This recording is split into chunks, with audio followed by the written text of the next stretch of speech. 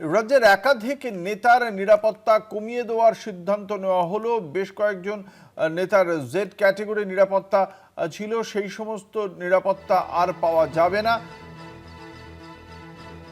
বিশদে জানবো এই বিষয়ে আমাদের সঙ্গে নিউজরুম থেকে রয়েছেন আমাদের বিশেষ প্রতিনিধি দীপ্তিমান ভট্টাচার্য। ঠিক কি সিদ্ধান্ত হয়েছে এই বিষয়ে দীপ্তিমান, কি জানা যাচ্ছে?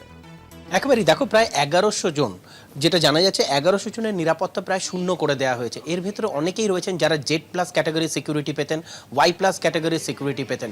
শওকত মোল্লা যিনি জেড ক্যাটাগরির নিরাপত্তা পেতেন, তার কিন্তু একেবারে নিরাপত্তা শূন্য করে দেওয়া হয়েছে। এরকম প্রায় 1100 জন রয়েছেন যাদের এই নিরাপত্তা একেবারেই শূন্য করে দেওয়া হয়েছে। এর পাশাপাশি যেটা জানা যাচ্ছে যে আগে অনেক সচিবরা ছিলেন, তারাও নিরাপত্তা পেতেন। সেক্ষেত্রে বর্তমান সরকার সিদ্ধান্ত নিয়েছে একমাত্র ডিজি, পুলিশ কমিশনার, কলকাতা পুলিশের পুলিশ কমিশনার, মুখ্যমন্ত্রীর উপদেষ্টা, চিফ সেক্রেটারি, মুখ্য সচিব, এরা বাদ দিয়ে আর কারুর কাছেই কিন্তু কোনো নিরাপত্তা থাকবে না। বাকি যত সচিবের কাছে যা নিরাপত্তা আছে সেগুলোকেও কিন্তু উইথড্র করা হয়েছে।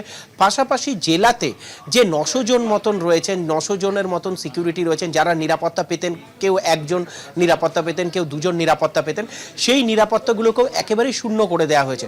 মোট প্রায় 1100 জনের নিরাপত্তা কিন্তু 1100 জনের নিরাপত্তা পুরোপুরি শূন্য করে দেওয়া হলো। এবং এক্ষেত্রে বলে রাখা ভালো যে আরও বেশ কিছু আগামী দিনে, যেটা জানা যাচ্ছে সূত্র মারফত, যে আগামী দিনে আরও কিছু নিরাপত্তা আছে, যারা যারা নিরাপত্তা পান তাদের ক্ষেত্রেও কিন্তু এই নিরাপত্তার শূন্য করে নিয়ে আসা হবে। এবং এক্ষেত্রে এই নিরাপত্তাগুলো যাদের কাছে ব্যক্তিগতভাবে এই নিরাপত্তার কাজে ব্যবহার করা হতো, সেগুলোকে এখন বিভিন্ন জায়গায় যে ডিউটি তাদের কর্মরত অবস্থায় যেখানে যেখানে তাদের কাজ করানো হবে, সেই বিভিন্ন জেলায় তাদেরকে কিন্তু কাজে লাগানো হবে বলেই পুলিশ লাইন থেকে সেটাই জানা যাচ্ছে এখন। অঙ্কুর, ধন্যবাদ। আমাদের সঙ্গে ছিলেন আমাদের বিশেষ প্রতিনিধি দীপ্তিমান ভট্টাচার্য।